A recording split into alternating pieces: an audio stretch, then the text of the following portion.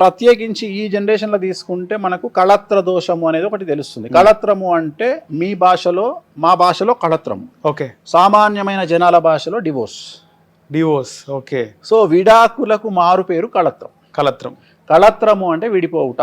Okay, కళత్రము అంటే విడిపోవడం.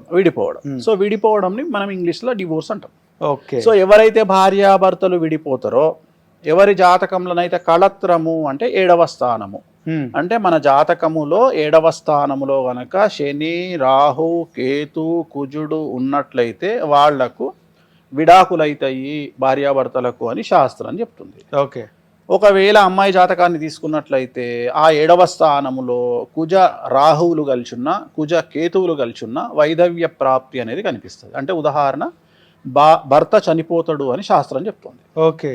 So ఒక అమ్మాయి జాతకాన్ని విశ్లేషించి ఆ అమ్మాయి జాతకంలో 7వ ఇంట్లో అంటే కలత్ర స్థానములో రాహువు కానీ, కుజుడు కానీ, కేతువు కానీ, శని కానీ కుజుడితో కలిసి ఉంటే వాళ్లకు విడాకులు 100కి 100% ఉంటాయి. కొన్ని సందర్భాలలో భర్త చనిపోతాడు అని శాస్త్రం చెప్తుంది.